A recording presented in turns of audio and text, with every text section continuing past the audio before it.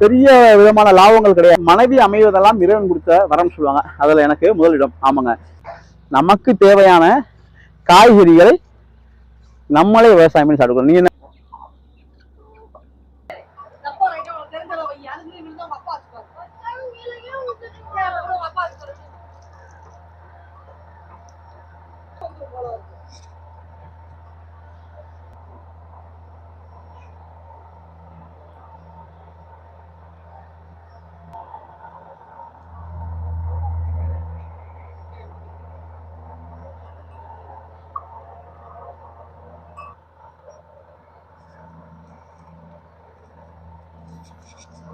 வணக்கம், மலையின் காதலன் உங்கள் நண்பன் ராஜபாண்டி. இன்னைக்கு எங்க வந்திருக்கோம் அப்படின்னா, எங்க வந்திருக்கோம் இல்ல, எங்க வீட்டுல இருக்கோம்.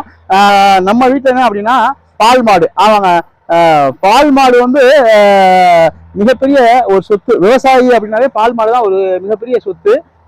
எங்க வீட்டுக்கு வந்திருக்கோம். நம்ம வீட்டுல இருக்க பால் மாடை காட்டுறேன் வாங்க. இவர் பேர் வந்து வெண்ணிலா. இந்த மாடு பேர் வெண்ணிலா. இவர் வந்து கொஞ்சம் கும்பகுல, ஆனா கொஞ்சம் கோவக்காரச்சி. பேர் வந்து வெள்ளச்சி. இவன் வந்து செல்லப்பிள்ளை அம்மு. இதுல என்ன அப்படின்னா, பால் மாடுகளுக்கு என்ன அப்படின்னா லாபமா இந்த தொழில் நட்டமா அப்படின்னு பார்த்தா, என்னை பொறுத்தளவு பால் மாட்டுல பெரிய விதமான லாபங்கள் கிடையாது. மனசு நிம்மதி இருக்கும், ஆனா நட்டம் தான். ஆமாங்க, ஒரு நாளைக்கு இந்த மாட்டுக்கு நான் என்ன செலவழிக்கிறேன் அப்படின்னா, கம்பல்சரி பார்த்தாவே இந்த மாட்டுக்கு நான் செலவழிக்க பார்த்துட்டேன் அப்படின்னாவே 2 கிலோ குச்சி புண்ணாக்கு. குச்சி புண்ணாக்கும் வந்து யூரியா கலக்காத குச்சி புண்ணாக்கு தான் நாங்கள் சேர்க்கிறோம், மாடு தரமா இருக்கணும் அப்படின்றதுக்காக. ஒரு சிப்பம் வந்து 1850 ரூபா குச்சி புண்ணாக்கு. அது போக வந்து 1850 குச்சி புண்ணாக்கு, 1350 ரூபா எள்ளு புண்ணாக்கு, 1000 ரூபா உளுந்தந்தூசி, 800 ரூபா தவிடு. இத்தனையும் சேர்க்கணும். அது போக தண்ணி செலவு இருக்கு. எல்லாமே கணக்கு பண்ணி பார்த்தா, கணக்கு பார்த்தா உலக்க கூட முடிஞ்சானுவாங்க. அது மாதிரி பால் மாடுங்க வச்சிருக்கவங்களும் கணக்கு பார்த்தா சாணி தான் மிச்சம். அதுவும் இப்போ இயற்கை உரத்துக்கு யாருமே வாங்குறது இல்லை. ஆமா, அதிகமான முறையில் முதல்ல வந்து வாங்குவாங்க சாணி தேடி வந்து. ஆனா இன்னைக்கு வந்து சாணி அதிகமா வாங்க மாட்டாங்க. அதுவும் கஷ்டமா தான் இருக்கு. இவ வந்து சரசு, இவ லட்சுமி, இவ நம்ம வீட்டு செல்லக்குட்டி தான் அப்பு, இவர் வந்து வீரா. இதுல இன்னொரு விஷயம் என்ன அப்படின்னா, உணவு தேவைகள்ன்றது முக்கியமானது. அதுல மாடுகளுக்கு வைக்கக்குளம்ன்றது முக்கியமானது. நாங்க பசும்புல் கொஞ்சம் போட்டிருக்கோம். அது போக என்னன்னா வைக்கக்குளம் வந்து நாங்க கம்பல்சரி ஒரு கட்டு 200 ரூபாயிலிருந்து 250 ரூபாய்க்கு வாங்குறோம். அதையும் நாங்கள் இப்படி பார்த்தா ஒண்ணுமே இல்லை. அது போக என்னன்னா கோழிகள்லாம் அதை கிளச்சி விட்டுது. இது லட்சுமி. இவர் தான் வந்து இப்ப பூசா போட்டவர், செல்லக்குட்டி. இவர் தான் சிங்கக்குட்டி. இவர் பேர் வந்து கண்ணான்னு வச்சிருக்கான். ஆமா, எங்கள் குல கடவுள் கண்ணபிரானுடைய பேர் வச்சிருக்கான். இவர் தான் கண்ணா. இப்போ பூசா போட்ட செல்லக்குட்டி இவர் தான். கொஞ்சம் சேட்டைக்காரு. அவுத்து விட்டா மங்கு மங்கு மங்கு மங்கு மங்கு மங்குன்னு தள்ளுவாரு. இப்போ போட்டாலும் 1 மாசத்துக்குள்ள பிறந்து 1 மாசம் தான் இருக்கு. என்னங்கன்னா 2 வாரம் தான் ஆகுதான். 2 வாரம் தான் ஆகுது. பிறந்து 2 வாரம் தான் ஆகுது இந்த செல்லக்குட்டி பிறந்து. இதுதான் லட்சுமி, எங்களுடைய செல்லக்குட்டி. எங்க வீட்டுக்கு முத வந்த லட்சுமி இதுதான். எங்க வீட்டுக்கு முத இதுதான் வந்துச்சு. நல்ல பிள்ளை. இப்போ வந்து மாசமா இருக்கு. எங்க வீட்டுக்கு முத மாடுன்னு வந்தப்போ இதுதான் கண்டுக்குட்டியா வாங்கிட்டு வந்து வளர்த்தோம். அதுக்கப்புறம் தான் பட்டி பெருகுச்சு. இப்போ வந்து இது 3ஆயிடுத்து. செல்லக்குட்டி நிறசனையா இருக்கு. நல்ல இது. மாடுகளுக்கு என்ன அப்படின்னா கொசு தொல்லை இருக்கு. மித்தபடி நாங்க எப்பவுமே வந்து பட்டியை சுத்தமா வச்சுக்கிடுவோம். அது போக என்னன்னா சாணி இது நைட்டு புகை மூட்டம் போட்டு கொசு கடிக்காத அளவுக்கு பார்த்துக்குவோம். கொஞ்சம் பசும்புல் போடுறோம். அதோ புல் வந்து விலைக்கு வாங்குறோம். வாங்க, இதுதான் நம்ம வீட்டில் இருக்க ஆடுகள். ஆடு வந்து முக்கியமான இதுன்னு சொல்லலாம். இதுக்கும் ஒவ்வொரு பேர் வச்சிருக்காங்க. என் பையன் தான் வச்சிருக்காங்க. இது தூங்குறாங்க பாருங்க. இதுல இவர் தான் சண்டியர். எந்திரா, தூக்கம் இன்னும் கலையில. இவரும் உதல் பார்த்துக்காரு 2 பேரும். இது பேரு வெற்றி. இது வந்து குந்தவி பேரு. எந்திரியா வெற்றி, எந்திரியா. எந்திரியா. இது பேரு கோவக்காரு. எந்திரிச்சவனே யாரா முட்டம் தான் நினைப்பாரு. பாருங்க, யாரா முட்டம்னு நினைப்பாரு. இவர் சேட்டை இருக்கிறதுல எங்க வீட்டுல சேட்டை நல்லதான். ஆடுகள்ன்றது நம்மளுடைய பாரம்பரிய சொத்து. இன்னொன்று என்ன அப்படின்னா, இடம் வாங்கி இடம் வாங்கி பெருசா பண்ணணும்னு ஆசை.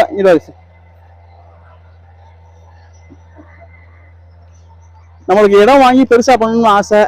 ஆனா அதை பண்றதுக்கான பொருளாதாரம் வசதி கம்மி. அதனால இருக்க இடம் கொஞ்சம் கஷ்டப்பட்டு வாங்கின இடத்த வச்சு சேர்த்து வச்சு இப்ப நான் ஆசைப்பட்ட மாதிரி வேலைகளை பார்த்துக்கிட்டு இருக்கேன். பட்டி பெருகணும், பால் பங்கணும் அப்படின்றதான் ஆசை. ஆனா இது லாபமான தொழில்னு பார்த்தா லாபமான தொழில் கிடையாது. ஏதோ ஒகேஷன் ஆகும், அப்பப்போ இந்த வருமானம் வச்சு அப்படியே அதுக்கு ரிட்டர்ன் போட்டுக்கலாம். இதுல சொத்து என்ன அப்படின்னா, இந்த மாடுகளை பார்க்கும்போது நம்ம கிடைக்கிற ஒரு சந்தோஷம் தான் நம்மளுக்கு மிகப்பெரிய சொத்து. மனசு நிம்மதி கிடைக்கும். அவ்வளோ பணம் காசுன்ற எல்லா விஷயம், மனசு நிம்மதி கிடைக்கும். ரொம்ப சந்தோஷமா இருக்கும். இது போல வந்து நான் வரைஞ்ச ஓவியங்கள் பாருங்க, இதெல்லாம் நான் வரைஞ்ச ஓவியங்கள். இன்னும் நிறைய இருக்குது. இதுல போல ஓவியங்கள் தான் வந்திருக்கேன். இது தென்னமரம், சின்ன ஒரு தென்னமரம் இருக்கு. அங்கிட்டு கோயில் கட்டியிருக்கோம். கோயிலையும் காட்டுறேன், அம்மனையும் காட்டுறோம். இதுல என்ன அப்படின்னா, மாடுகள்ல முக்கியமானது என்னன்னா சாணி. இதுதான் பட்டியை சுத்தம் பண்ணி, பட்டியை நல்லபடியா சுத்தம் பண்ணி சுத்தமா வச்சுக்கணும். கூட்டி தொழுவத்தை வச்சுக்கணும். இதுல வந்து பெருமையான வேலை, ரொம்ப அதிகமான வேலை என்னன்னா சாணி எழுதுதான். மாடை கூட பார்த்துடலாம், ஆனா இந்த சாணி எழுதுதான் கொஞ்சம் கஷ்டமான வேலை. ஆமா, இது சாணி அள்ளி குப்பை ஒரு 10 மாடு இருந்துச்சு அப்படின்னா 10 மாட்டுக்கு வந்து நம்ம சாணி அள்ளுறதுக்கு ரொம்ப கஷ்டம். நம்ம அதுவும் ரெண்டாவது வந்து அள்ளிக்கிட்டே இருக்கணும், அதுக்கு பட்டியை சுத்தம் பண்ணிக்கிட்டே இருக்கணும். சாணிகள் வந்து நிறைய அள்ளி போட்டுக்கிட்டே இருக்கும். தீவனங்கள் அதிகமாக கொடுக்க கொடுக்க சாணிகளை வந்து மாடு வந்து அதிகமாக போட்டுக்கிட்டு தான் இருக்கும். நம்ம அதை வந்து அதிகமாக சுத்தம் பண்ணிடணும். அதே மாதிரி மாடுகளை வந்து மாற்றி கட்டணும், புல்வெளிகளில் கொஞ்சம் மேய்க்கணும். இந்த மாதிரி நிறைய இருக்கிறது. நம்ம கட்டிலே போட்டாலும் மாடுக்கு வந்து நோய் இருக்கும்.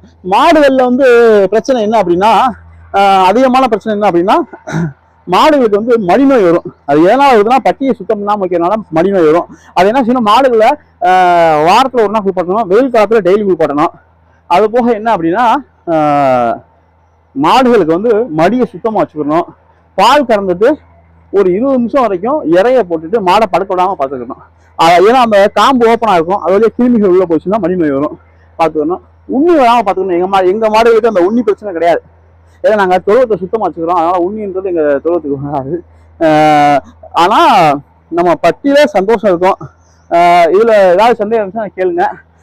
என்ன ரெண்டாவது விஷயம் என்னன்னா, இயற்கையோடு இணைஞ்சு வாழணும் அப்படின்னா நிம்மதி கிடைக்கும், பணம் கிடைக்காது. எனக்கு பணத்தை வந்து பெருசாக நினைக்கல. ஆட்டோ ஓட்டுறேன், அதில் ஏதோ வருமானம் கிடைக்குது, வருமானம் ஏதோ கொஞ்சம் கிடைக்குது கஷ்டப்படுறதுனால. அதை கொண்டு வந்து என் குடும்பத்தை கொடுத்துட்டு இந்த பட்டியலில் காலைல 5 மணிக்கு எந்திரிச்சு சவாரி கூப்பிட்டா போவேன், வீட்டில் பார்த்துக்குவாங்க. இது எனக்கு வந்து ரொம்ப ஹெல்ப்ஃபுல்லாக இருக்கிறது யாருன்னா என்னோட ஒய்ஃப். ஆமாம், இந்த தொழிலில் என்னுடைய வாழ்க்கையில் மறக்க முடியாத ஒரே ஜீவன் அப்படின்னா என்னோட ஒய்ஃப் தான். ஆமாங்க, அவங்க தான் எனக்கு ஃபுல் சப்போர்ட் பண்ணுறாங்க. அதே மாதிரி என் பிள்ளை 2 பேர், ஒருத்தன் 4 படிக்கிறான், ஒருத்தன் 5 படிக்கான். 2 பேருமே எனக்கு வந்து ஹெல்ப் பண்ணுவாங்க. சாணி அழுவாங்க, குப்பையை கூட்டுவாங்க, வீட்டை கூட்டுவாங்க, கோயிலில் டெய்லி சாமி கும்பிடுவாங்க, ஆடை மேய்ப்பாங்க, மாடு மேய்ப்பாங்க, நல்லா படிக்கவும் செய்வாங்க. என் பிள்ளை 2 பேர், ஹரிஷ் ஹரிஹரன். அதே மாதிரி ஒய்ஃப் வந்து அவங்க இத்தனை மாட்டுக்கும் அவங்க தான் பால் கறக்காங்க. நான் சாணி அள்ளி வீடை சுத்தம் பண்ணி தான் பார்த்துக்குவேன். அந்த 6 மாட்டுக்கும் பால் கறக்கிறது அவங்க தான் கறக்குறாங்க. யாராவது வச்சு தீனி வச்சு ரொம்ப கஷ்டப்படுறாங்க. என்ன காரணம் அப்படின்னா, நம்ம முன்னேறணும் அப்படின்னா இறைவன் அமைவதெல்லாம், அதாவது மனைவி அமைவதெல்லாம் இறைவன் கொடுத்த வரம்னு சொல்லுவாங்க. அதில் எனக்கு முதலிடம். ஆமாங்க, என்னுடைய ஒய்ஃப் இல்லை அப்படின்னா இன்னைக்கு என்னுடைய வாழ்க்கையில வெற்றி பாதையை நோக்கி நான் பயணிக்க முடியாது. இன்னைக்கு ரொம்ப வெற்றி அடைஞ்சிட்டுன்னு சொல்ல முடியாது, ஆனால் வெற்றி பாதைக்கு நான் போறது காரணம் என்னுடைய ஒய்ஃபு, என்னுடைய கடுமையான உழைப்பு, என்னுடைய ஒய்ஃபோட ஃபுல் சப்போர்ட்டு, அவங்களுடைய உழைப்பு தான். சொந்தக்காரங்க யாரும் சப்போர்ட் இல்லை, என்னுடைய உழைப்பு தெய்வம். அப்போ என்னோட ஒய்ஃபோட சப்போர்ட், இதுதான் என் பிள்ளையோட சப்போர்ட், இதுதான் எங்களுடைய முயற்சியை மேலே ஏற்றி கொண்டு போய்கிட்டு இருக்கு. கஷ்டப்படணும். அது எப்படின்னா எந்த தொழிலுமே இஷ்டப்பட்டு பண்ணணும். அப்பதான் வந்து நமக்கு லாபங்கள் கிடைக்கும். லாபங்கள் அப்படின்றத இவர் தான் வீரா குடிச்சிட்டு இருக்காருங்க. அவங்க மாட்டை பால் கறந்து, நாங்கள் அதிகமாக மாட்டில் வந்து பால் கறந்துட்டு கண்டுக்கு தனிப்பட்டு விட்டுருவோம். அது குடிக்கிறோம்னு. அது வந்து பார்வதி, அது இப்போதான் நான் காமிச்சல கண்ணாவுடைய அம்மா. அம்மா அங்கே பாருங்க, குரங்கு ஊஞ்சிடாடுறத குரங்கு கொஞ்சம் இங்கே பாருங்க, குரங்கு கொஞ்சம் இந்த பயில அதிகம், கொஞ்சம் விட்டாலும் ஆயிடும். அப்புறம் அந்த கோழிகள் வந்து கொஞ்சம் வளர்க்குறோம். இந்த கோழி வளர்க்கறதுனால அது கொஞ்சம் லாபம் கிடைக்குது. ஆமாம், ஆடு மாடை விட நமக்கு லாபம் அப்படின்னா கோழியும் ஆடு தான் லாபம். இதெல்லாம் எடுத்து கொண்டு இங்கேருந்து நம்ம சுமந்து போய் குப்பையில் கொட்டணும். லாபங்கள்ன்றதோட மனசு நிம்மதி இருக்குங்க. இருக்க வரைக்கும் சந்தோஷமா வந்துட்டு போயிடணும், யாருக்கும் எந்த துரோகம் பண்ணக்கூடாது. இவர் வந்து நம்ம வீட்டோட சிங்கக்குட்டி காவல். எந்திரியா எந்திரி சொல்றத அப்படியே கேட்பாரு. ஆமாம், பேரு ராமு. நல்ல பையன். நைட்டு போக தூங்க மாட்டாரு, பகல்லையே உட்காந்துருப்பாரு, நைட்டாக தூங்கிடுவாரு. நைட் ஆனாலும் தூங்க மாட்டாரு, பகல்லையே லைட்டாக தூங்குவாரு. அவ்வளோதான். ஆனால் யார் வந்தாலும் குலைச்சிடுவாரு. இதுதான் நம்ம வீட்டில் சாணி கொட்டுற இடம். இயற்கை உரம். சாணி கொட்டுற இடத்தோட இது என்ன அப்படின்னா இயற்கை உரம். பாருங்க, இது வந்து சாணி கிடையாதுங்க, இயற்கை உரம். அப்படியே மச்சு போய் கிடக்கு. இதை அள்ளி நீங்க கொட்டுங்க, அப்படியே பொழு பொழுன்னு என்ன, அதாவது மண்ணில் நீங்க தங்கத்தை போட்டு விவசாயம் பண்ணாலும் தங்கம் விளையுங்க. இந்த மண்ணில் நீங்க தங்கத்தை போட்டு விவசாயம் பண்ணாலும் இதை அள்ளி போட்டு விவசாயம் பண்ணீங்கன்னா தங்கம் அப்படியே விளையுங்க. அந்த அளவுக்கு விவசாயத்துக்கு முக்கியமான இயற்கை உரம் இது. இது ஆட்டு புழுக்க எல்லாம் சரியான உரம். ஆனா மக்கள் வந்து என்னாச்சுன்னா காலப்போக்கத்துல இதை அள்ளி சுமந்து கொட்டணும் அப்படின்னு நிறைய ஆசைதான் மனுஷன் அழிச்சுக்கிட்டு இருக்கு. அன்னைக்கெல்லாம் இந்த மாதிரி இது இளவலைகள்லாம் போட்டு விவசாயம் பண்ணாங்க, 100 ஆண்டுகள் வாழ்ந்தாங்க, நோய் நொடி இல்லை. ஆனா இன்னைக்கு பாருங்க, ஆசை நிறையா. ஒரு ஏக்கர்ல 100 மூடை இருக்கணும்னு ஆசைப்படுறாங்க. ஒரு கத்திரிக்காய் செடியில 1000 கத்திரிக்காய் காய்க்கணும்னு ஆசைப்படுறாங்க. அப்ப என்ன ஆகும்? நோய் வரும். அந்த காயெல்லாம் என்ன விஷம், பூச்சி மருந்து எல்லாம் அடிக்கி அது எங்க போகும்? நம்ம சாப்பிடணும், நமக்கு விஷம். அதனால முடிஞ்ச வரைக்கும் இயற்கை, உங்க வீட்டுக்கு தேவையான காய்கறியை நீங்களே சமைச்சு சாப்பிடுங்க. அதான் சொல்லுவேன். நீங்க போய் காய்கறி சந்தையில வாங்கி சாப்பிடுங்கன்னு நான் சொல்லவே மாட்டேன்.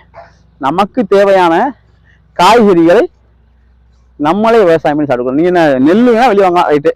மித்தபடி என்ன, ஒரு நாளைக்கு கத்திரிக்காய்க்க ஒரு 4 கத்திரிக்காய், 2 முருங்கைக்காய், அவ்வளோதான் போட போறீங்க. தேவையான, அதாவது நம்ம மண்ணில் விளையிற காய்கறிகளை உங்க இடத்துல கொஞ்சோண்டு நீங்க விவசாயம் பண்ணிக்கலாம்.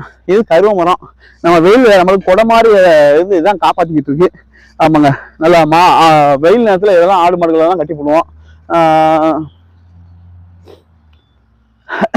இது வந்து என்ன அப்படின்னா எல்லாருக்கும் தெரியும், கட்டில். நான் சொல்லணும் அவசியம் இல்லை.